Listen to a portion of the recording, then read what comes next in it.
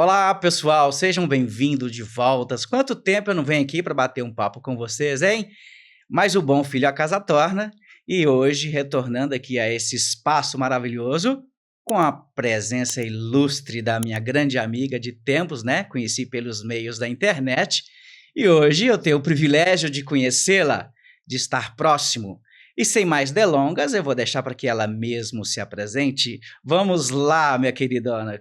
Como você se chama? De onde você vem? De que país você vem? Muito boa tarde, pessoal. Muito feliz de estar aqui falando com vocês. Boa tarde, Silvio. Meu nome é Gabriele Ferreira, eu sou psicóloga clínica, né? Venho lá de Uberaba, Minas Gerais, mas a minha cidade natal mesmo se chama Água Comprida, uma cidadezinha do interior de Minas, do interior, né? E aí, psicóloga clínica, atuo aí com base na cognitivo-comportamental. Muito feliz de conhecê-lo pessoalmente, a gente já tinha trocado ali, né, o network, enfim, a gente já conversava, trocava uma ideia. Então, bastante feliz de estar aqui para bater esse papo aí com você hoje. Ok, muito obrigado. Eu que fico lisonjeado por você ter aceitado o convite, né?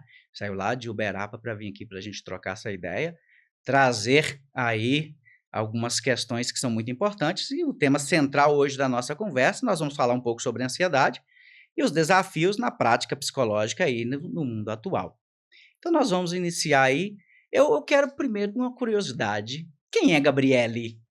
Quem que é a Gabriele? A Gabriele é uma colérica, apaixonada pela vida, pela mente humana, extremamente engajada, interessada e curiosa em relação à vida intelectual e à vida como um todo, né? Eu sou filha de pais maravilhosos, tenho um irmão maravilhoso, sou católica, cristã católica, apostólica romana.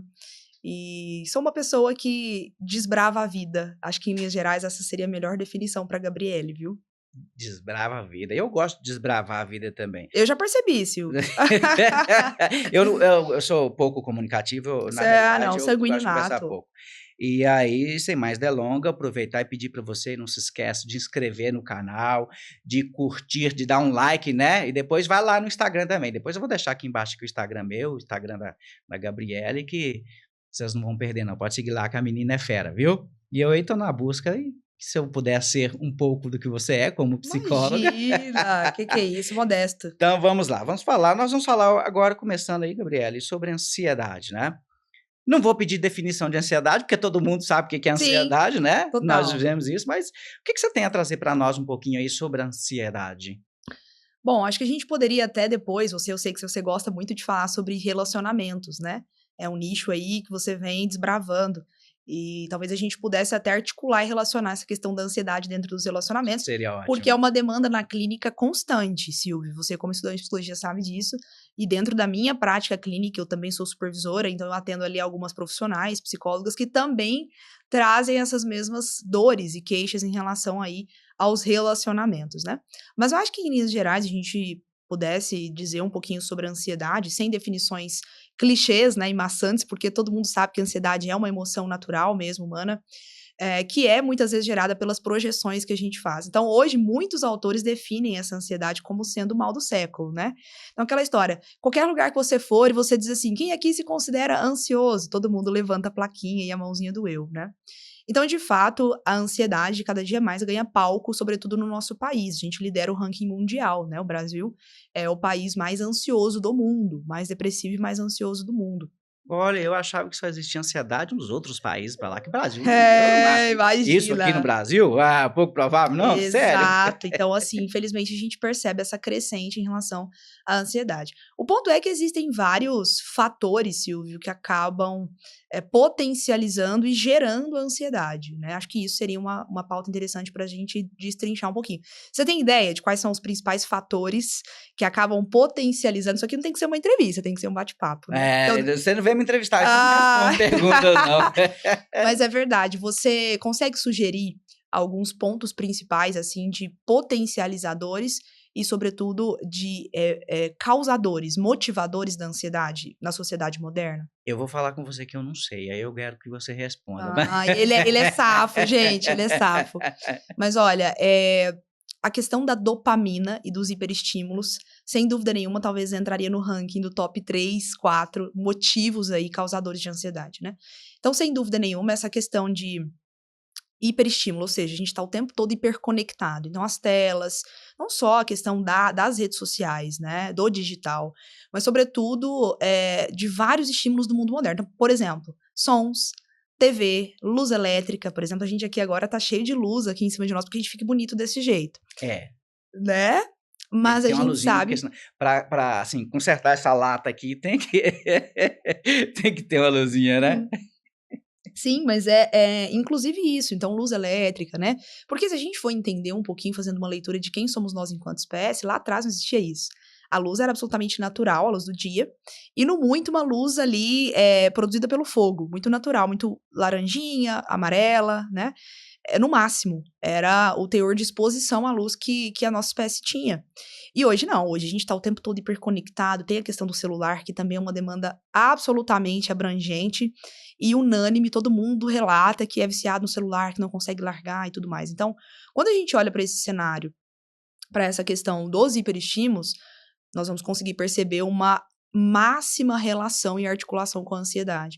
Então, eu costumo dizer muito com os pacientes, enfim, todos os lugares que eu vou, que nós perdemos a capacidade de sentir tédio, de experimentar o tédio.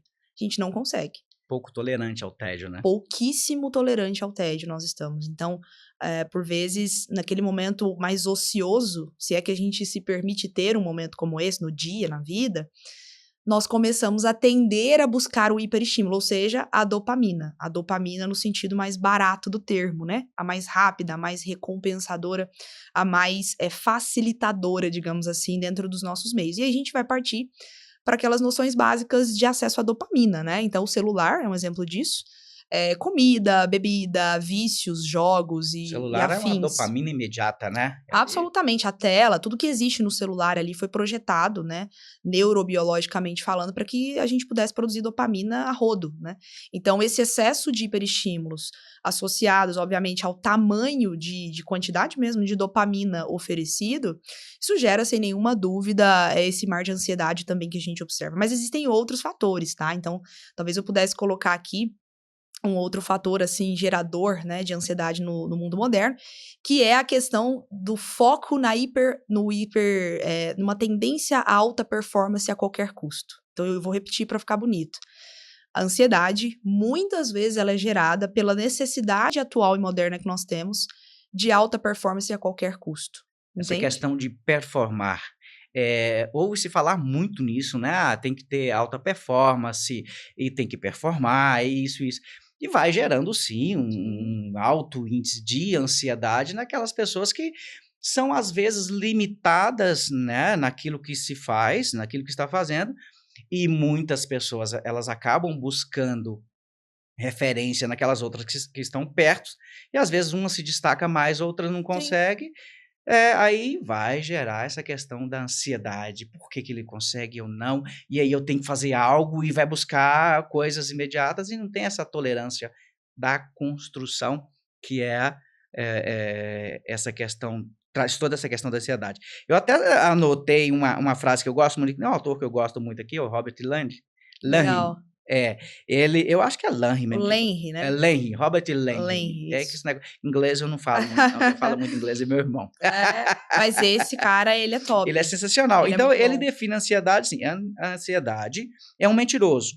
Ele te conta histórias assustadoras como se fosse verdade. E Sim, é sobre isso, né? O sem nosso dúvida. cérebro ele vai nos sabotando Sem e a gente dúvida. torna aquilo verdade. Me fala um pouquinho sobre isso. Claro, essa questão dos pensamentos intrusivos ou acelerados é uma queixa muito latente também com os pacientes e com as pessoas de modo geral, né? Então, até ainda continuando, dando sequência nessa questão da alta performance, hoje a sociedade moderna, ela valoriza, isso tem muito a ver com a questão do sentido, a gente vai chegar lá ainda, sem dúvida nenhuma, porque esse assunto de ansiedade desemboca num lugar de mais profundeza, entende? E é É, ali que eu quero chegar, porque a gente não ouve isso. No geral, as pessoas falam muito da ponta do iceberg em relação à ansiedade. Tenho certeza que você tem em casa já ouviu, né? Em relação aos sintomas, à crise de ansiedade, aos próprios pensamentos, aos sintomas físicos, né? Que são, obviamente, extremamente incômodos. Mas então, respondendo a sua pergunta, né? A sua questão dos pensamentos acelerados, né? Dessa projeção excessiva do amanhã, mas eu precisava ser melhor, e aí entra a questão da autocobrança, que é uma outra demanda muito relacionada à ansiedade. A questão das comparações, então as redes sociais é um palco muito fértil para isso, né? Porque antes, cara, eu tava lendo outro dia, eu não consigo me lembrar agora, eu não vou chutar para correr o risco de errar aonde eu li isso, mas eu tava estudando que, do ponto de vista histórico, se a gente olha para nossa história enquanto espécie humana, nós fomos projetados, entre muitas aspas, para ficar didático aqui, para termos um entorno de relacionamento social entre no máximo 150 a 200 pessoas. O ser humano, baseado na sua história evolutiva, ele foi condicionado, digamos assim, ele foi preparado para um topo, um muro médio, digamos assim, de 150 a 200 pessoas num relacionamento, num ciclo social. E hoje, isso absurdamente, né, não é a realidade que a gente vive hoje. Então, hoje você consegue estar conectado no Facebook, não existe mais, eu ia dizer, né? Mas no Instagram, enfim, nas redes sociais, nós conhecemos muito mais que 150, 200 pessoas, no sentido de nos relacionar até. Então, isso quer dizer que o nível de comparação, que a possibilidade de visualizar a vida desses outros, né, dessas outras pessoas, essa possibilidade também cresce maximamente, né? Então eu consigo agora não só me comparar com aquela prima, com aquela pessoa que eu estudo, com aquela pessoa do meu trabalho, né, com aquele amigo de infância, mas agora eu me comparo com a pessoa que mora lá do outro lado do mundo. Agora eu me comparo com a influencer que está em São Paulo e a outra também que está em BH e a outra. Então, veja que essa questão da possibilidade em relação à coisa da comparação, né? E essa questão de comparação, o que eu vejo muito, né? No meio aí da internet, né? No meio online, tem os avatares, né? A pessoa, ela Sim, mostra ali algo que ela idealizaria ser, né? Entretanto, a pessoa que está do outro lado assistindo, ela está ali com a vida real dela e se sim. comparando com o avatar do outro. Mas ele não sabe o que de fato acontece na vida real da outra pessoa. Porque o que todo mundo posta na internet são recortes. É o que quer postar. Sim. Não mostra a realidade de fato. Mesmo esses influenciadores que vêm, o meu dia a dia, meu dia a dia não. Parte do dia que você quis É mostrar. parte do dia que você quis mostrar. Recortado, E o sim. grande problema é que essas pessoas, esses seguidores, eles vão consumindo esse conteúdo e buscando ali uma identificação e seguir aquele padrão, né? E vai Exato. causando. E quando não alcança, aí vai causando Claro, uma uma frustração frustração. absurda, sim, uma autoestima que despenca, isso tem muito a ver, tá? Esses assuntos estão interligados. E isso, cara, de alta performance está muito baseado naquilo do valor que eu atribuo. Então, hoje, a nossa sociedade, isso é um fato inegável, atribui valor ao status. É um culto à aparência. Então, o tempo todo nós, e quando eu digo sociedade, eu me incluo nessa e você também, nós pertencemos a este lugar. Nós estamos valorando o tempo todo, ou seja, há uma expectativa de encontrar sentido no status, no poder, na aparência. E é um equívoco, é um erro de cálculo. Porque, na realidade, nós nunca encontraremos realização e sentido, ou propósito, como gostam de dizer nos dias atuais. Mas o fato é, nós nunca vamos encontrar sentido e significado, que foi para isso que nós fomos criados, para viver no nosso potencial total, integral. Eu falo muito isso. Mas a gente nunca vai encontrar esse negócio no culto à aparência, no poder ser, no que eu aparento, né, estar vivendo, postando e tudo mais. Só que hoje a gente valoriza isso e a gente nutre essa expectativa.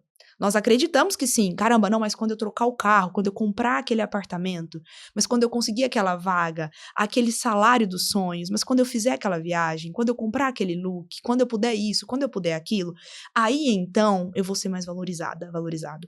Aí então eu vou poder ser feliz. Então há uma expectativa, se a gente pudesse falar até tecnicamente, trazendo um pouquinho de cognitivo comportamental, existem as crenças. A gente vai construindo e sedimentando crenças de que o mundo deveria ser assim, o meu mundo, para que então eu pudesse ser feliz, né? Sem dúvida nenhuma. Então esses aspectos eles estão todos relacionados com a questão da autoestima e da ansiedade, como a gente falou. Quando eu não alcanço aquele padrão idealizado e irreal, eu começo a me sentir um fracasso, né? Porque, caramba, a fulana tá fazendo, ela tá conquistando, ela tá construindo.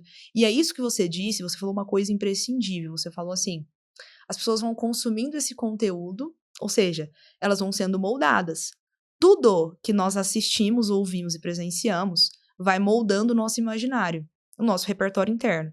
Uma vez que eu vou acompanhando esse tipo de conteúdo, de pessoas, uma vez que eu vou frequentando X e Y lugares ali, isso vai, obviamente, formando o meu imaginário e vai construindo o meu conjunto de crenças, de ideais, de valores, foi isso que a gente acabou de dizer, e, obviamente, portanto, de comportamentos. De onde é que saem os meus comportamentos, as minhas decisões, as minhas escolhas, as minhas condutas? De onde sai? Exatamente, dessa estrutura interna que é formada, que é construída a partir da nossa mente, do nosso ser, né? Então, as crenças entram muito nesse sentido. Por isso que eu sempre digo, cara, que é muito legal, por isso que o maior prazer do mundo estar aqui hoje com você, porque eu acredito que a gente deveria se atentar mais às mesas que a gente senta.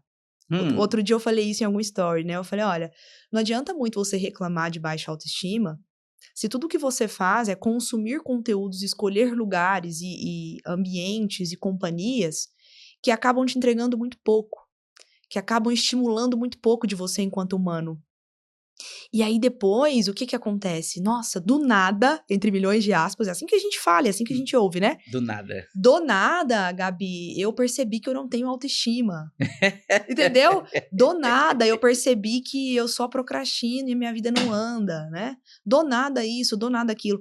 Então, eu acredito que talvez, né, muito provavelmente, isso é um negócio que eu carrego comigo na minha vida pessoal, profissional, é uma percepção de vida mesmo, uma convicção que eu carrego, que vale muito a pena que a gente escolha as mesas que a gente quer sentar, porque isso vai moldando a nossa vida, definitivamente. Você falou uma coisa que eu gosto muito, que é escolha. Eu sempre falo, todos os dias, quando eu acordo, eu escolho. Eu escolho ser feliz. Eu escolho carregar comigo meu bom humor. Eu escolho carregar comigo coisas úteis.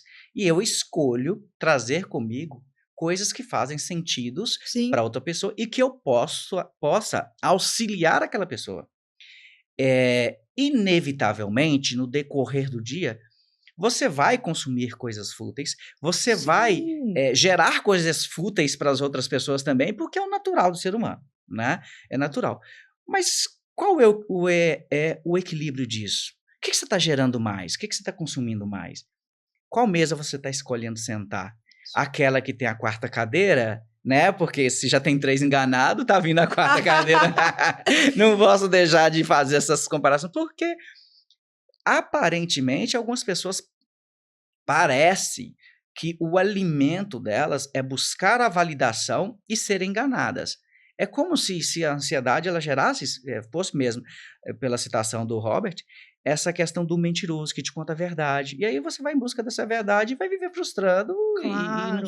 não chega a essa verdade nunca. Claro, Vai ficar sempre no quando eu muito conseguir lógico, isso. muito porque essa mentira que o Robert fala no livro, né, que você citou, essa mentira ela é agradável e apetecível e ela é fácil, né? Então, basicamente, quando você traz essa escolha diária, ela é Peraí, difícil. vamos cá.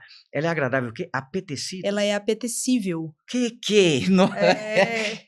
Eu vou beber uma água aqui. Aproveita que enquanto eu tô bebendo a água, curte e compartilhe, porque depois dessa palavra apetecível. Apetecível. Essa água tá muito apetecível. Tá, Obrigada eu ao vou nosso falar querido que agora... Gabriel aqui que nos bastidores nos, né, organizou a água, todo o ambiente. Tá apetecível. Tá apetecível. Mais uma palavra que eu tô conhecendo aí, que é bacana demais a gente conhecer palavras novas. Continua. Ai, você é uma figura, cara, juro. Mas quando você começou a falar que você escolhe todos os dias, essa possibilidade da escolha, ela só é possível para as pessoas que estão conscientes, tá?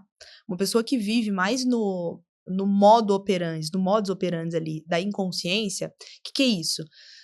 O piloto automático da vida. Todos os dias eu acordo, levanto, trabalho, faço as mesmas coisas, volto para casa, pego o menino na escola, volto, sabe aquela coisa? E a maior parte das pessoas que vivem no piloto automático, ou seja, no modo inconsciente, são pessoas frustradas e que relatam insatisfação na vida. Quando você diz assim, todos os dias eu acordo e escolho dar o melhor de mim, entregar o melhor de mim, ficar com aquilo que vale, que importa e que é bacana, você está dizendo que você então se convida a uma consciência mais elevada. E isso é muito raro. E é isso que a gente precisaria tentar fazer todos os dias. Então, sem dúvida nenhuma, que esse auto-engano que você disse, muitas pessoas usam a palavra autossabotagem, né? Eu, particularmente, acho que autossabotagem não existe, porque o seu cérebro ele nunca faz nada que vá contra você mesmo. A gente sempre está buscando alguma satisfação, algum êxito, sempre. Então, quando a gente diz autossabotagem, é como se você mesmo estivesse jogando contra você. Eu sei que fica parecendo isso na prática, mas na real, mesmo quando tá parecendo que você tá jogando contra você tá ganhando alguma coisa. Por exemplo, ser ansioso na via do prático não é legal. Você não tá te dando nenhum ganho. Óbvio que não, muito pelo contrário, é desconfortável, né? Viver com ansiedade, pra quem já teve essa experiência, eu sei que é muito ruim. No entanto, ser ansioso, de alguma maneira, te dá algum ganho. A gente chama isso de ganho secundário, né? Existe um ganho secundário aí. Caso não houvesse, caso não existisse, esse comportamento ou esse padrão não continuaria sendo sustentado, não continuaria existindo, tá? Então, quando você fala assim, cara, eu queria parar de procrastinar, mas, nossa, eu fico me sabotando e procrastino. Eu sempre pergunto assim, vamos lá. Vamos parar com essa ideia fixa de preciso parar de procrastinar. E vamos responder um negocinho simples, que é assim, o que você tá ganhando quando você procrastina? O que você tá ganhando quando procrastina? Tempo? Muita coisa. Você tá ganhando, por exemplo, uma dopamina, um prazer de não precisar, naquele momento, encarar aquela tarefa, aquele compromisso, aquele negócio. Então, ai, nossa, não vou lá agora não. Ai, não vou responder isso agora não. Ah, não, depois eu vejo. Ah, eu tenho que começar, mas tá tão difícil. E aí a gente começa a contar uns negócios, né? Umas mentiras, assim. Umas mentiras. Você falou, não vou responder agora. Aí me veio uma questão aqui, conversando com um amigo, e ele estava falando sobre conversas que ele estava conversando com a esposa. E ele estava bravo porque ela não havia respondido ainda. Aham. E aí, tipo assim, não, beleza, né? Tem um tempo que foi ontem. Não, já faz mais de 40 minutos que eu mandei a mensagem. Eu falei, gente, mas 40 minutos, né? Porque será que ela não tem mais nada lá para fazer, não? Que só gira em torno de você? Porque... E 40 minutos de tempo de resposta de uma mensagem de WhatsApp. Hoje o ser humano, ele tá muito imediatista. Eu quero aqui, eu quero agora, eu quero do meu jeito. Total. E o processo de acontecer... O processo humano. É assim... A gente tá ignorando os isso. processos humanos. Eu penso, logo existo, então eu penso, logo acontece, é sobre isso. Exatamente. E, na verdade, isso revela, Silvio, uma imaturidade coletiva, né? Porque a criança, você já percebeu? Quando a gente observa o comportamento infantil, a criança, ela não espera. A criança quer agora. E se você não dá, ela faz birra. O meu filho de 4 anos, ele fala assim, eu falo, não, filho, agora não.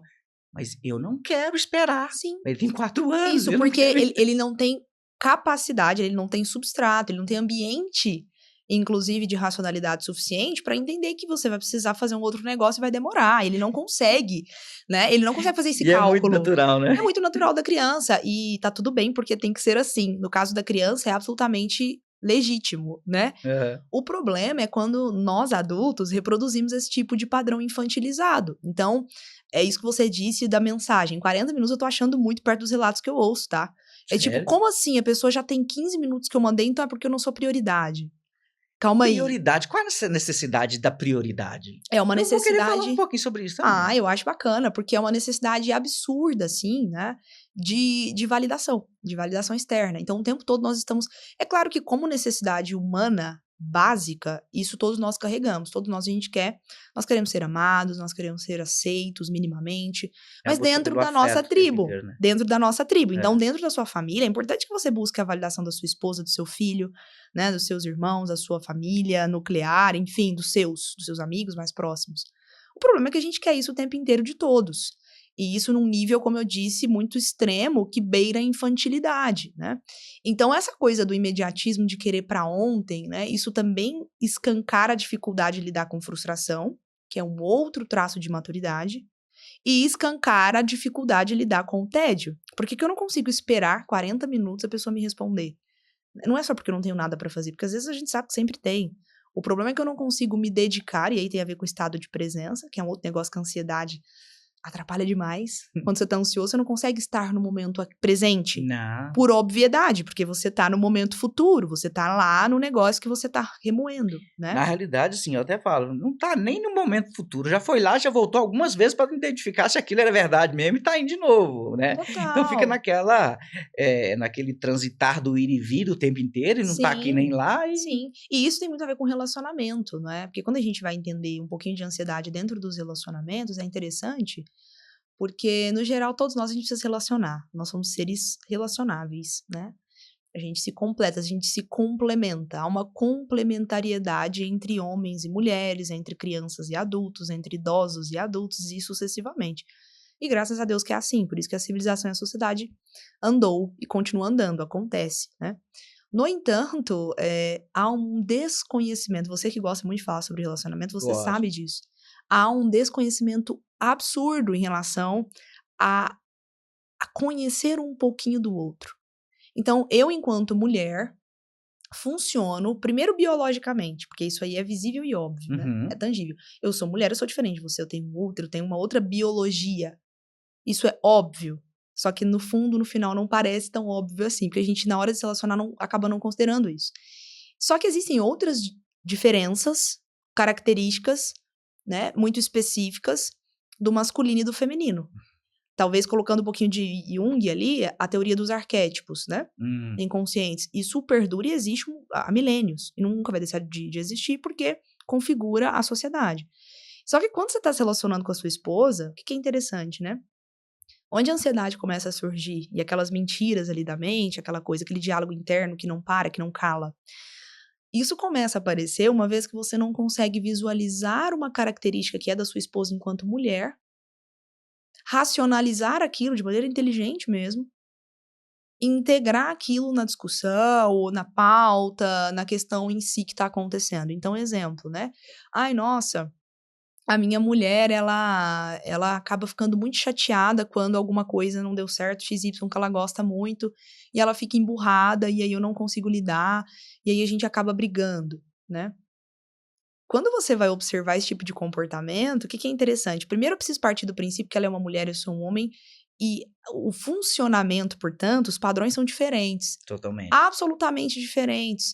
E hoje, por outro lado, a gente vive numa sociedade onde prega, né? Onde a gente é muito bombardeado por essa ilusão. Eu falo que é uma ilusão absolutamente, porque é mesmo. Pela lógica, isso não é a minha opinião enquanto Gabi, sabe? Isso é o que é. Não existe igualitarismo totalitário, né? Essa ideia de que todos nós seremos iguais, felizes e todo mundo vai poder ser beneficiado igual, homens e mulheres são iguais. Peraí, gente, né? No quesito direitos, absolutamente é muito necessário que, e graças a Deus, nós mulheres, né, a gente está evoluindo aí há tempos na sociedade em relação Sim. aos direitos. Isso é muito necessário. Mas agora, pensar que, ou desejar, pior ainda, como muitas mulheres com essa narrativa do empoderamento feminino, por exemplo, desejar, né, ser tão homem quanto, isso é muito ridículo, Eu nem entro nessa seara muito, não, porque é muito eu acho perigoso, perigoso porque isso. isso deteriora os relacionamentos. A gente começou falando de relacionamentos e eu não tô fugindo de lá, não. É isso mesmo. Então, quando você começa a esperar da sua esposa, ou ela mesma, né, esperar de si uma conduta semelhante, tal como a sua, enquanto homem, e até um duelo interno entre o casal começa a surgir, isso deteriora relacionamento, sem dúvida. É uma disputa, né, vira um cabo de guerra num relacionamento para ver quem é que tem a maior autoridade naquela Isso. situação. E é uma falta de inteligência, de conhecimento Ué, sobre a causa, entende? e as pessoas acham, né, uma imaturidade às vezes, ou uma fragilidade, o abrir mão num relacionamento. São concessões, relacionamento é concessão o tempo inteiro, você vai ter que abrir mão em alguma situação. E o indivíduo, ele preparado emocionalmente e ele emocionalmente equilibrado, ele vai ter a noção de ali: "Opa, agora eu preciso realmente abrir mão". Sobre o que que a gente pode conversar? Recentemente eu conversando com uma pessoa lá na empresa, e aí a gente falando sobre relacionamento, né. Eu sempre tô falando sobre relacionamento. Eu nem sei por que eu falo tanto sobre relacionamento, sabe. Você é muito relacionável. Mas eu É eu eu isso. gosto de falar sobre. Aí a gente falando, aí eu falei assim: "Não, eu mais a minha esposa, nós temos 7 anos de casados, nós nunca brigamos". Ele virou pra mim: "Não, você tá mentindo, né, quer ver? Nós nunca discutimos", né. Ele falou: "Não, você tá mentindo pra mim, ué. Vocês 2 são diferentes, vocês nunca fizeram, vocês não pensam iguais". "Não, espera aí", eu falei assim: "Você tá confundindo. Realmente nós não pensamos iguais e nós nos divergimos em muitas situações". Naturalmente. Só que nós nunca brigamos. Nós Uhum. conversamos sempre. Sempre que houve divergência, a gente: "Opa, espera aí, vamos ver o que é isso aqui". E é Vamos sobre entender. isso. É porque as pessoas acham: "Não, o não brigar é não ter divergência". Não. Sim, mas aí há um problema, de novo, de valor. É um problema de raiz isso, o Silvio, né. Por que que é um problema de raiz? Hoje as pessoas tanto que os relacionamentos, na sua maior parte, estão extremamente superficiais, né, utilitaristas, Tão não é isso? fluidos, Muito relacionamentos fluidos. fluidos. Então, não vamos se envolver tanto não, porque daqui a pouco amanhã você arruma outro, tá tudo certo. Então já vai casando pensando, se der errado a gente separa, né? E qual que é o problema dessa história? Por isso, né, a gente precisa entender a raiz. Eu sempre fui uma menina dos porquês, né? A minha mãe sabe disso. Do tipo, isso não pode, mas por que não pode? Né? Me Deve explique. ser chato, menino, pelo amor de Deus. Não, eu sempre fui a Por quê? chata. Por Eu quê? sempre fui a chata. Por que não, né? Mãe, por que não? Não, por que não? Mas, brincadeiras à parte, eu sempre gostei muito de entender essa questão. Então, esse arquétipo do sábio, no sentido da intelectualidade, de entender a verdade, sempre esteve comigo. Sempre, sempre, sempre. Então, eu gosto muito de trazer isso para as conversas e para os meus pacientes, para o meu trabalho, porque eu penso que resolve o problema de fato quando você ataca a raiz.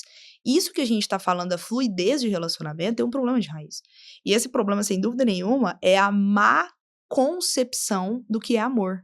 As pessoas não entendem o que é amor. E vende-se uma ideia de amor muito deturpada, muito equivocada.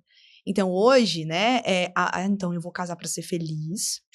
Meu marido precisa, assim, ó, inegociavelmente me fazer feliz o tempo todo, porque caso não o faça, tchau. Next, próximo, porque eu não preciso aguentar e tolerar nada. E aí essa narrativa do empoderamento, da masculinização da mulher também entra aqui, mas nem vamos ficar muito nessa seara porque ela é polêmica mesmo. Apesar que eu não tenho problema de falar sobre isso. Eu não ligo de polêmica também, não. Enfim, mas assim, só pra fechar esse raciocínio, percebe que quando você não consegue conceituar direito o que é amor, e logo viver o amor real, o amor, eu brinco muito, ele não é cor de rosa, ele é cor de vermelho, cor de sangue. O amor é vermelho, o amor não é cor de rosa, não. É intenso. Essa romantização equivocada sobre o que é amor, isso atrapalha maximamente os relacionamentos. Porque você já entra com uma expectativa muito irreal, muito desbalizada daquilo que deveria ser para que a construção a dois de fato se desse.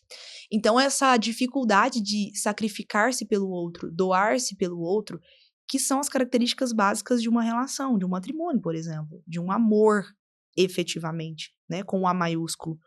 As pessoas perderam hoje. Então é tudo muito arbitrário e egocêntrico. Então, não, eu preciso ser feliz. Se me desagradou, eu não quero mais. Uma dificuldade extrema de lidar com desconforto. É uma questão. Eu preciso ser feliz. Só que essa pessoa, ela busca. O eu preciso ser feliz eu preciso que a outra pessoa me faça feliz. Perfeito. E não é por aí, né? O relacionamento, as pessoas elas vão aí em busca de uma completude. E falar, eu estou em busca da minha metade. Eu acho isso equivocado, porque você não tem que buscar a sua metade, você tem que ser inteiro para procurar a sua outra parte inteira, para, como um todo, formar um relacionamento. É sobre isso. Porque se você está fragilizado, aí eu preciso do outro para ser feliz. Pouco provável que você será, porque o outro não vai estar ali disposto a suprir as suas expectativas sempre. Sim. Porque quando chegar naquilo que você quer, você vai querer outra coisa. Uhum. Porque a felicidade não está no que o outro faz, está naquilo que você percebe. Isso, perfeita colocação. E aí tem uma coisa que Perfeita eu colocação? Perfeito. Falar sobre relacionamento é na minha praia. Eu gosto disso. Tá vendo? Tá vendo que é mesmo, né? Cada um com as suas habilidades, né? Isso é muito bonito. Mas olha, isso que você disse é muito importante, e eu acrescentaria mais um indivíduo nessa equação. Do um inteiro, o outro tá inteiro, a gente vai se completar. Que seria o divino, tá? Divino. O divino, Deus. Ah, Porque é o seguinte, isso não... mas eu vou, né, vocês são psicólogos e estão aqui trazendo uma vertente religiosa. É uma vertente evidente da vida. E aí é uma crítica que eu faço à psicologia moderna, absolutamente. Não no quesito religioso, tá? Mas no que tange ao espiritual. Nós, enquanto seres humanos, a gente é composto por corpo, mente e espírito. Essa é a visão integral do ser humano. Corpo, mente e espírito. Quando você, enquanto profissional da psicologia, ignora e desconsidera o viés do espírito, você está sendo reducionista. A gente conversava ali agora há pouco nos bastidores sobre isso. E você me perguntou o que é ser reducionista, né? Reducionista é quando você reduz algo que é inteiro a uma parcela, a uma partilha daquilo. E isso é realmente restringir e limitar a percepção do todo. Então, o ser humano, ele é corpo, mente e espírito. E quando eu digo que nessa equação do relacionamento saudável e efetivo precisa haver espaço para o divino, eu não estou me referindo necessariamente a uma vivência de religiosidade, de religião X ou Y. Não é disso necessariamente que eu estou falando. Eu estou falando da capacidade de conseguir entender a necessidade, de fato, de fundamentos estáveis. Muitas vezes a gente fica buscando, né, fora o que já está dado há milênios. Então, quando a gente fala de fundamentos básicos, são verdades fundamentais, valores morais, estruturais, que regeram toda uma civilização. Quando a gente fala que a família é o berço da sociedade, não é com viés religioso e muito romantizado aqui dizendo, mas é com viés óbvio, racional. O que seria da sociedade se os papai e mamãe não se juntassem e fizessem filhinhos? A sociedade não consegue se sustentar, se perpetuar. É uma questão lógica, não tem que ver com religião, não é isso. No entanto, o relacionamento saudável, eu primeiro, enquanto mulher, preciso entender o que é ser mulher. Eu ensino muito isso às minhas pacientes. O quão importante é você se entender, e aí entraria essa questão do autoconhecimento. O autoconhecimento, um processo terapêutico de autoconhecimento para um homem é totalmente diferente de um processo terapêutico de autoconhecimento para a mulher. Precisa ser, são pessoas distintas, em absoluto. E acrescentar essa questão do divino.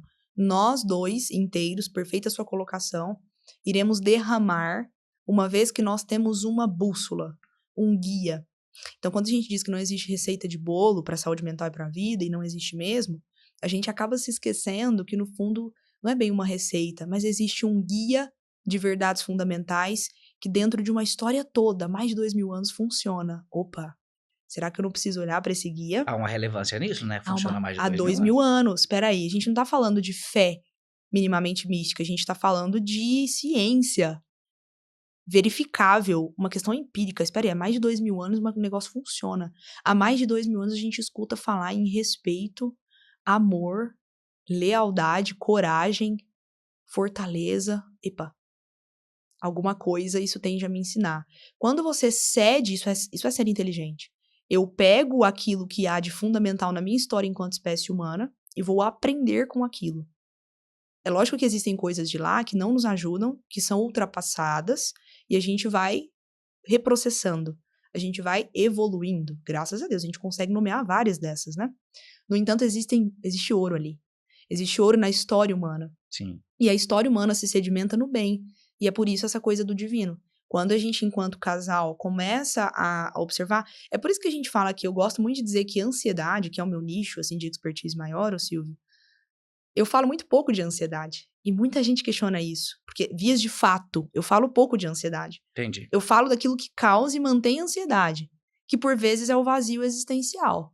A gente tá considerando só o corpo e a mente, esquecendo o espírito. Às vezes só o corpo até. Só o que é sensível e apetecível aos olhos. Apetecível. Exato. Tá vendo? E aí a crise de sentido. Você, eu tenho certeza que dentro das suas práticas enquanto estudante de psicologia, já ouviu muito essa queixa do minha vida não tem sentido. Não. Eu perdi o sentido, eu não sei o que eu tô fazendo aqui. Perdi o tesão, entendeu? Exatamente, eu perdi o sentido. Eu vejo essa questão do perder o sentido muito mais porque não enxerga, não busca o sentido em si. Busca o sentido no que a outra pessoa proporciona a si. Então, esse buraco, esse vazio existencial é que vai categorizando aí essa falta da completude ou essa busca pela completude na outra pessoa. Sim, sim. E tem uma coisa sobre isso, que talvez aqui me veio um insight muito importante sobre como sanar o vazio existencial. Como sanar o vazio existencial. Isso dá um corte, olha, vamos fazer o seguinte, ó. Primeiro você tem que se inscrever e dar um joinha. Como diz meu filho, legal? Meu filho Rafa. Como sanar o vazio existencial? Muito bem, vamos lá. O que a gente se esquece, Silvio? A expectativa do preenchimento, e portanto da felicidade, ela está direcionada para o lado errado, no lugar errado, que é para dentro. Toda vez que nós nos colocamos ensimesmados, autorreferentes, com o olhar para o umbigo, narcísico, o Narciso, conto de Narciso, né? O cara que olha lá para o reflexo dele na água e vai lá para poder, se apaixona por si mesmo, vai lá para poder se beijar e morre afogado, né? Por isso o narcísico, narcisismo. Esse olhar narcísico, autorreferente, autocentrado, ensimesmado, esgota sentido. Por quê? Porque é antinatural. O que é natureza? É a sua essência. Então, a natureza desse copo, a essência deste copo é encontrar algum líquido para que possa servir como copo isso. Ou seja, a finalidade do copo. Então, a natureza do copo é servir como um recipiente que vai guardar um líquido. Isso é a natureza do copo. A natureza do ser humano, se a gente vai contra a natureza do ser humano, nós não temos uma finalidade última legal, efetiva, concorda? É a mesma coisa eu pegar esse copo e colocar aqui dentro um negócio que não é líquido. Então, eu vou colocar páginas de um livro aqui, papel. Esse copo vai me servir da melhor maneira? Não, porque eu estou indo contra a natureza deste copo, certo? O mesmo acontece quando, enquanto ser humano, eu vou contra a minha própria natureza, que é o quê? Olhar para fora. O vetor não pode estar para dentro, no umbigo. Precisa estar para fora. E não é olhar para fora priorizando o outro, não é isso. Porque daí eu esbarro num problema de autoestima de novo, de ansiedade de novo, né? Não é nesse sentido, mas é no sentido de entender que você faz parte de um macro, desculpa. Enquanto micro, eu e você, Gabi e Silvio, nós fazemos parte de um macro, e enquanto nós não colocamos à disposição os nossos dons, os nossos talentos, as nossas amarguras também, as nossas inseguranças, mas enfim, enquanto a gente não coloca de nós para este mundo, neste macro, esse vazio ele nos abunda, infelizmente. Então, a solução para que a gente vá conseguindo dar sentido real à nossa vida é, sem dúvida nenhuma, o serviço. É o serviço. Eu afirmo isso com todas as letras, tá? É o serviço. É lógico que, enquanto indivíduo, eu preciso entender as minhas potências, valorizar as minhas potências, reconhecer as minhas potências. Eu acho muito legal, né? Aqui, pessoal, enquanto a gente estava no estúdio, o Silvio fala com todo mundo. Eu nem E sou, não. ele fala o tempo todo, e essa frase eu vou levar a partir de hoje pra mim, tá, Silvio? Você falou assim, o networking, ele rege o mundo, né? Sobre isso. E é verdade, absolutamente. Ele foi falando com o pessoal e tudo mais. Percebe que essa é uma habilidade sua, a comunicação. Eu falei agora há pouco também, antes da gente ligar a câmera aqui, da expansividade. Eu falei, olha, você é sanguíneo e você é expansivo. Depois eu vou te explicar, quando a gente terminar aqui de gravar, um pouquinho sobre o sanguíneo, né? Mas é muito legal. Então, o que você tá fazendo? Você está dispondo das suas habilidades subjetivas. Nem todo mundo é como o Silvio, que fala, comunica, faz networking. Mas é todo mundo, você que tá ouvindo, todo mundo tem uma potência que é sua, uma característica que é sua. Quando você dispõe disso para o mundo, meu amigo, não existe vazio existencial que te pegue. É sobre isso. Não existe. Uma coisa que eu gosto muito de falar, né? É sobre... E vem a questão da ansiedade também, todas as emoções. E aí você vem me falar, hoje eu sou um cara que eu converso com todo mundo, eu falo, mas eu não era assim, eu tinha receio de levantar a mão quando alguém me chamava. Eu tinha receio de conversar com pessoas num tom de voz mais alto para que ninguém percebesse que eu estava ali. E eu fui construindo isso, esse negócio de comunicação, de falar ao longo do tempo, porque, sei lá, foi sendo natural, né? E foi acontecendo, eu fui aproveitando as habilidades. Obviamente, quando eu entrei na faculdade, isso foi ganhando uma necessidade de apresentações de trabalho, e eu aprendi a ler, eu falo aprendi a ler, de fato, querer a leitura de diversos temas, de diversos autores, né? Diversos tipos de leitura. E aí, isso foi em 2011, eu não gostava, eu falava que eu queria, que era para ler, eu falei, eu ler um trem desse, nem a Eu era assim também. trem de mineiro, né? Leu, né? Não. Aí até que um amigo meu, quando eu morava lá em São Paulo ainda, ele falou, cara, vou te ensinar uma coisa sobre a leitura, sobre o livro. Você não tem obrigação nenhuma de terminar esse livro. Se você não gostar, não continua lendo. Pega e começa a ler. Se você gostar, você continua. Se não gostar, você para. Mas aí você vai e para e pega um outro. Um dia você vai encontrar uma leitura que você goste. E aí sim eu fiz, aí comecei. E agora, na faculdade, eu aprendi uma outra coisa, um aspecto natural que eu aprendi, que foi o seguinte: odeio estudar. Eu não gosto de estudar, não gosto. Eu gosto de aprender. Então, quando eu pego um livro desse tamanho, e eu olho para ele e falo assim, não, quanta possibilidade de aprender eu tenho aqui dentro dessas páginas. Eu caio para dentro desse livro. Eu leio um livro de quase 1000 páginas em uma semana e meia, aproveitando tempos. Sanguíneo. Se a pessoa não for sanguínea, gente, vocês que entendem dos 4 temperamentos, é só sanguíneo que lê um livro de 1000 páginas em uma semana e meia. É intenso, quer desbravar e quer fazer. Aquele verdinho da Judith Beck. Sei. terapia cognitivo-comportamental, Teoria e prática. teoria e prática. Aham. Gente, eu sou vidrado na TCC. Sou assim. Muito legal, Antes de eu cara. entrar na faculdade, eu já entrei, falei com a Eliane, falei, olha, eu vou Eliane, entrar. eu sou fã da Eliane, se ela estiver vendo esse E negócio em ela algum verá que eu momento. compartilho com ela. Não vê, não tem muito tempo. Eliane, Né? nossa, meu Deus do céu. Mas que psicóloga exímia, eu sou muito fã dela, é verdade. Então, aí, né, eu conversando com ela, falei, aquela abordagem TCC, eu falei, não, eu quero fazer psicologia, eu quero fazer TCC, eu quero atender pela TCC. Que esse trem é bom, faz um sentido para as pessoas, né? Sim, E aí, tem uma capacidade de mudança prática, né? exatamente, porque eu percebi aquilo, eu falei, bom, então agora eu quero proporcionar para pessoas isso também que me foi proporcionado. Seja, é isso. E aí, curioso demais para entender, vou buscar na fonte, na Judith Peck, a filha do homem, né? Sim, É a filha do homem. a filha do homem. Eu falei, vamos ler esse trem. Gente, aquilo foi me chamando a atenção e eu fui. Casos práticos, ela traz Casos ali. práticos, né? O Weber, nem vamos ficar falando sobre o livro, não, senão a gente vai entrar no livro aqui. E aí, depois, eu falei, gente, o negócio é bom. Mas eu vi que eu entendi só a gente fugiu um pouquinho aqui, mas a gente vai voltar, tá, gente? Só para vocês entenderem. Eu fui questionamento socrático logo após. Falei, gente, esse negócio é bom mesmo, então faz mais sentido ainda. Sentido, você falou tudo. Faz sentido. Exatamente. Então, veja, o Freud, né? O nosso contemporâneo. Aliás, o Freud é o pai de muita coisa dentro da psicologia, ele tem o seu mérito totalmente, né, inegável ali. Mas o Freud, Eu ele acho que não é trazia. abordagem que não dá uma passadinha ali, né? Sim, mas aí veja a construção da coisa. Assim, a percepção de homem, antropologicamente falando. O Freud, ele acreditava e apostava que o homem vivia em busca de prazer. Tão somente prazer. Então, o homem, ele é regido pelos seus impulsos. Essa é a nomenclatura que o Freud usava ali. Né? Eu não vou me arriscar e me delongar aqui, porque não é a minha praia. Eu não sou psicanalista.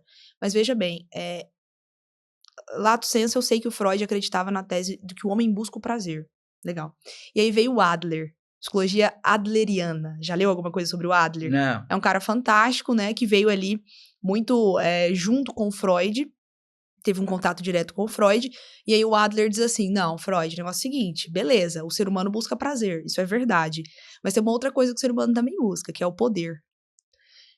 Então, o Adler já veio abrangindo a nossa percepção, então, de busca, né? A gente busca ser feliz, mas como? Busca o quê? Quando? Me explica um pouco melhor. O Freud deu aqui uma pista, uma sugestão, é o prazer. O Adler veio aqui e disse, não é só o prazer, não, é o poder.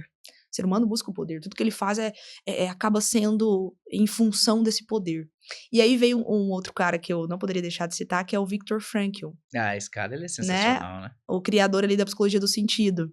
Tem aquele livrozinho best-seller amarelo, né? Em busca de sentido e tal, que muita gente já pode ter lido. Que o Frankl vai falar? Ele fala assim, olha, não é o prazer nem o poder, é o sentido. O ser humano busca um sentido. O ser humano, em tudo que ele faz o tempo todo, ele está buscando um sentido. Então, essa sede desse sentido é um negócio que nos acompanha. Por vezes, eu sempre tenho batido nessa tecla. A nossa ansiedade, ela se dá muito em relação a isso. Porque daí a gente fica apostando, dando tiros nos alvos errados. Então, de repente, é no status. Então, de repente, é nos bens materiais. Então, de repente, é num relacionamento. Então, de repente, não, já me casei. Então, nos filhos agora. Não, então, de repente, não sei. Deixa eu ver, sabe?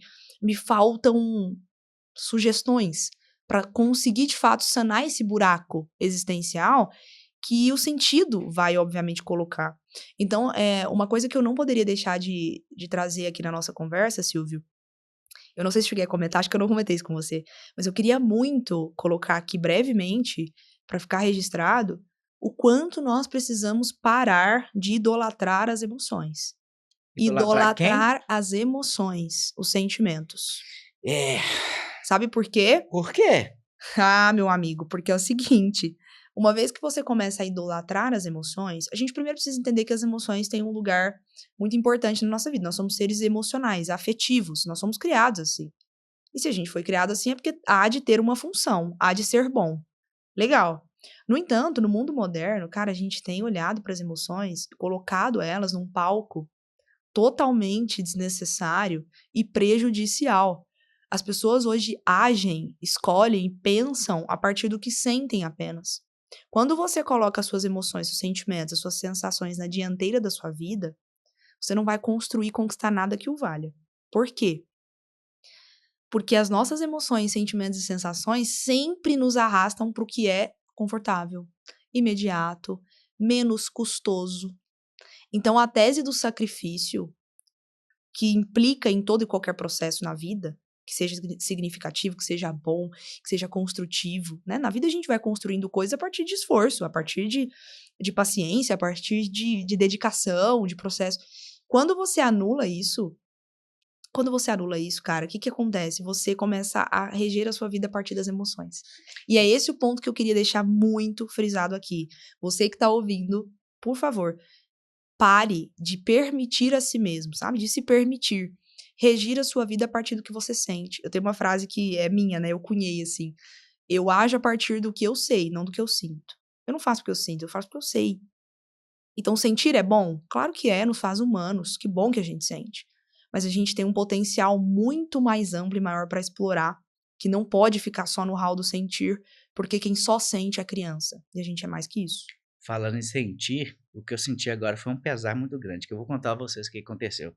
Tem um cara que fica ali por trás das câmeras, nos bastidores. Que é um querido, inclusive. É, gente fina demais, né? Legal. Mas aqui nesse estúdio é muito, pessoal, muito bacana. Cara, eu gostei demais, desde que eu cheguei. Eu sempre venho e faço propaganda pro Felipe aqui, pro seu podcast. Quem quiser gravar, pode vir aqui, gravar aqui no seu podcast, que a galera aqui é gente boa.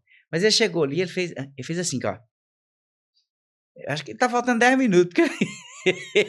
Sutil. Ele foi sutilzinho, né? Mas ele foi sutil. Não gostei muito disso, não, porque tá faltando. E é gostoso conversar sobre isso, né? Porque eu tinha até separado umas coisas aqui. Fala alguma coisa aí que você gostaria de colocar. Não, vou falar, não. Deixa eu ver.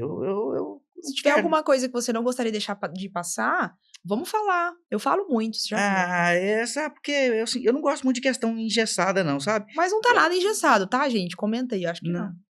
O pessoal, vocês têm que comentar, gente, pelo amor de Deus. Deixa eu falar com vocês uma coisa. Eu contar a história. Essa menina veio lá de Uberaba, para aqui para Belo Horizonte, para gravar esse podcast, né? Então, vamos valorizar isso aí. Mas sabe uma coisa? Tô até fechando aqui. Eu gosto muito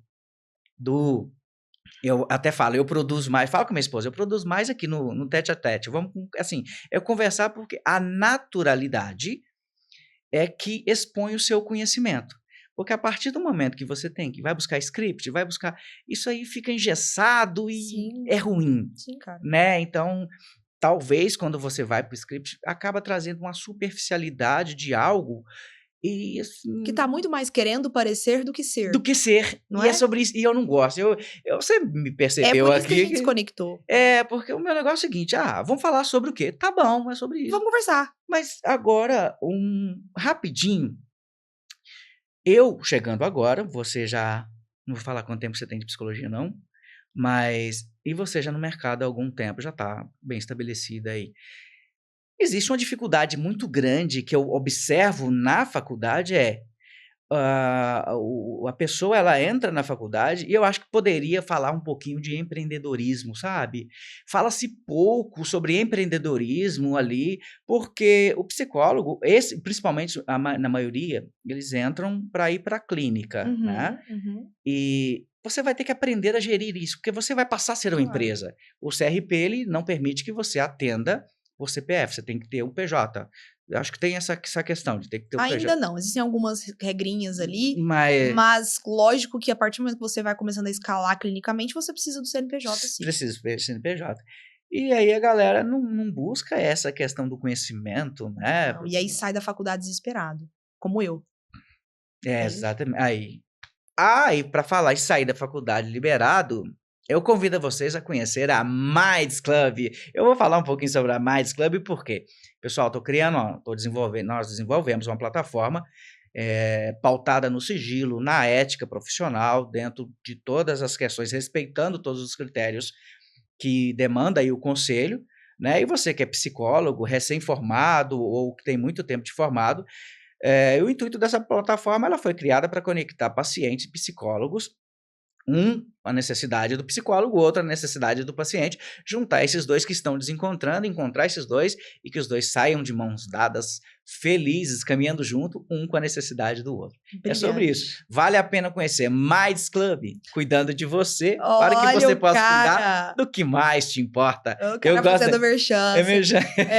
Mas arrasou. Gente, realmente, você é psicóloga, tá prestes a se formar, recém-formados, ou que já atua dentro do mercado há algum tempo, tá com dificuldade na captação de clientes, a Minds Club, um pouquinho que você conversa comigo sobre o seu projeto, Silvio, incrível, cara, eu tenho certeza que vai decolar, porque é uma dor dos dois lados, é uma dor do terapeuta e é uma dor do cliente que também busca um profissional de qualidade, então sem dúvida é o que você vai oferecer na sua plataforma, então eu recomendo demais. Pra gente ir encerrando, né, isso que você coloca da necessidade das faculdades. Eu me formei em 2022 e eu não tive absolutamente nenhuma matéria, enfim, nenhum conhecimento sobre empreendedorismo, muito menos sobre posicionamento digital, brand, enfim, essas coisas todas que importam muito no mercado atual. Então, se você hoje vende um serviço, que é o que o psicólogo vende, nós nos vendemos, né? Eu sempre falo isso.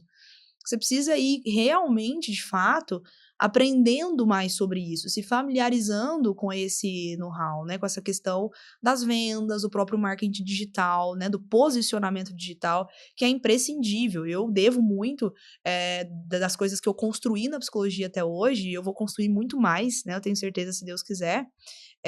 Mas eu devo isso ao posicionamento digital. Tanto é que a gente se conheceu no digital, e hoje eu estou vivendo essa experiência em outra cidade aqui, super legal, tô adorando, em função do digital. Então é um exemplo de quanto a gente pode explorar em relação ao digital, quanto ele pode ser, de fato, um impulsionador, né, na nossa carreira, e é indispensável, mesmo que você não goste da questão do, não gosto de produzir conteúdo.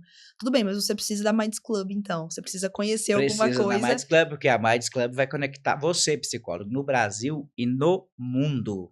Vem com a gente. Exatamente. Então, assim, sem dúvida é um assunto primordial aí para que a gente comece a se desenvolver enquanto profissionais também dentro da esfera do marketing, né? Então, do business mesmo. Você precisa entender um pouco sobre o seu negócio. Isso a faculdade, em termos técnicos, não nos dá mesmo, né? Realmente.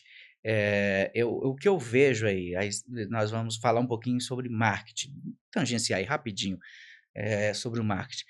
Eu vejo que tem muitas pessoas com uma superficialidade muito grande em conteúdo, mas que tem um marketing bom e tem uma boa venda.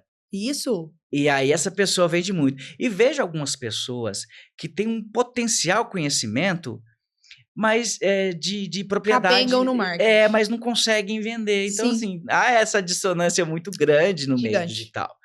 As pessoas, eu entendo que precisam se preparar. E é por isso que a Minds Club foi Cara, criada. eu acho, Pessoas... inclusive, eu até tô dando um pitaco aqui no final do podcast aqui, que eu falaria isso nos bastidores, mas eu vou falar aqui mesmo.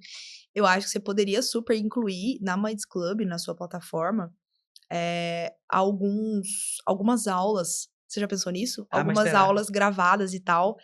E você tem que dar aula de vendas. Você vende muito bem.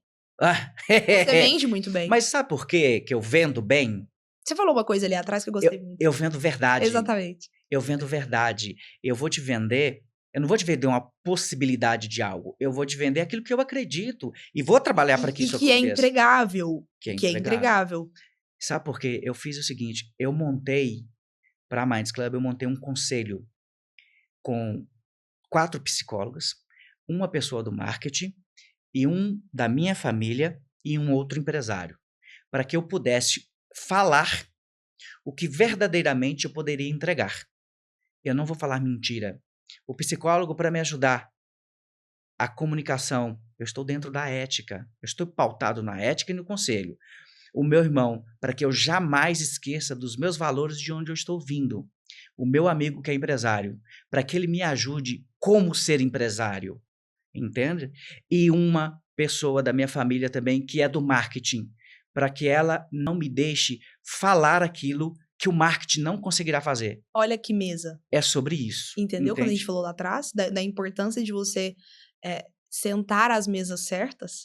Então é sobre isso. Então, quando você se enreda, isso é ambiência, né? Aqui hoje a minha vibe tá lá em cima para empreendedorismo, para psicologia, para comunicação, porque eu tô num ambiente que me oferece isso. A gente conversou com um cara ali super legal agora, conheci.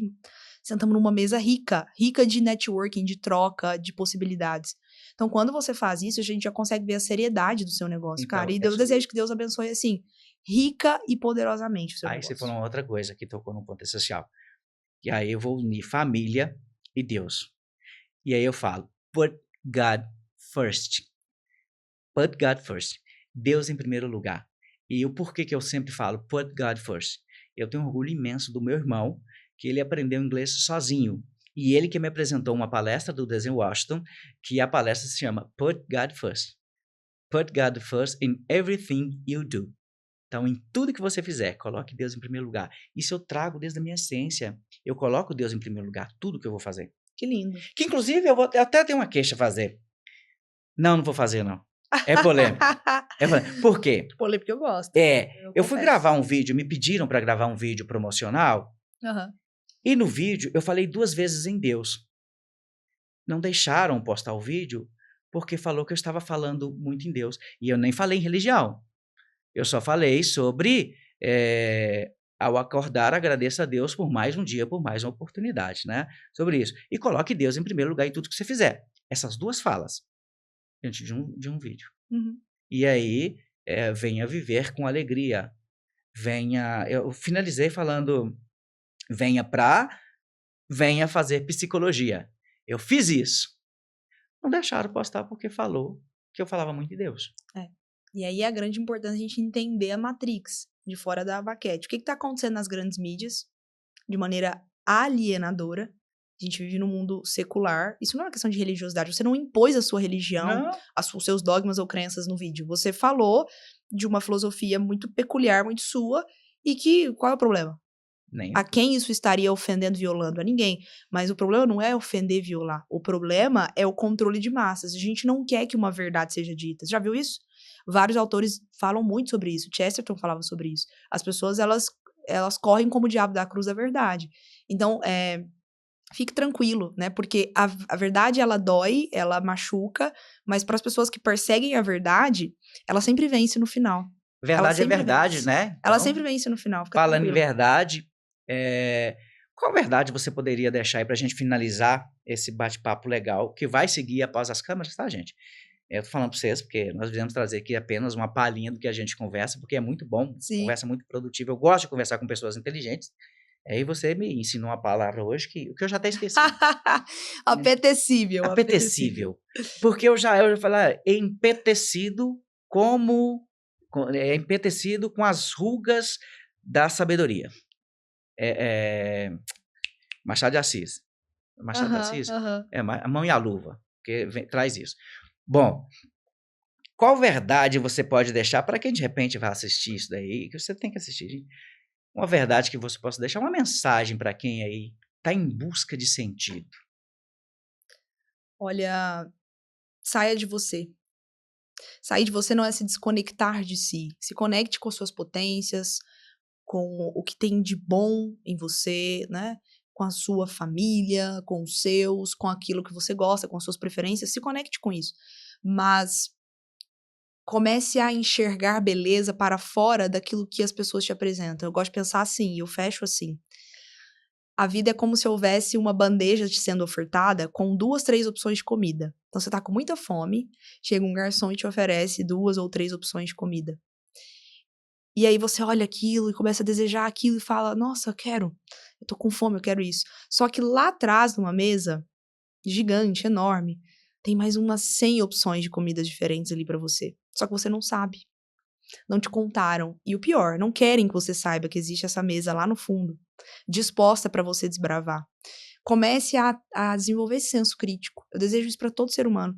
Que você comece a perceber que o que te foi ofertado na sua família, na sua vida, nos lugares que você frequentou, na sua história, nos seus ambientes, talvez não seja tudo, né? Você nasceu para muito mais. Seu potencial, ele está aí para ser explorado. Viver no potencial total humano. Corpo, mente e espírito. É isso que eu desejo para você e para todos nós, assim, de verdade. Isso aí, Gabriele, muito obrigado por ter aceitado esse convite de vir aqui bater esse papo, né? Um papo agradável, num estúdio maravilhoso. Maravilhoso, com pessoas sensacionais. Tô encantada. Gabriel, obrigado pelo trabalho, pela gentileza, tá fazendo pela docilidade. Não, uma gracinha. Ele é. E você que está assistindo aí, chegou até o final, você vai ganhar um prêmio. Você vai ganhar um prêmio que é um muito obrigado, meu. Que bom que ele usa o humor, já viu, né? E o que eu te falo, uma verdade que eu te digo. Busque novas possibilidades, apesar dos desafios. Escolha, porque a escolha te conduz a um resultado. E o resultado sempre será proporcional à coragem que você tem para escolher. E decida ser feliz. porque isso você pode, apesar dos desafios. Que lindo. Ser sorriso para quem precisa de sorrir. Ser alegria para quem precisa se alegrar. E, acima de tudo, seja alma para quem precisa ser tocado por uma alma. Eu pareço até um poeta. Não, Gente, mas com é essa, verdade. ó, beijo, tchau, Arrasou. obrigado. Arrasou. Tchau, pessoal. Muito obrigado pela presença de todos aí. Foi um prazer, Silvio. Muito obrigado. Sempre digo que os resultados que a gente ainda não tem estão nas ações que a gente também ainda não fez, nas ações que a gente ainda não percebeu, nas decisões que a gente ainda não tomou. Então, se algum resultado na sua vida não tá muito legal, não tá bacana, não tá satisfeito, comece a pensar que os seus resultados ruins, eles são sustentados por você também. Então, vamos mudar, vamos expandir. E muito obrigado pelo papo, eu adorei, viu? Bora, Beijo. gente! Tchau!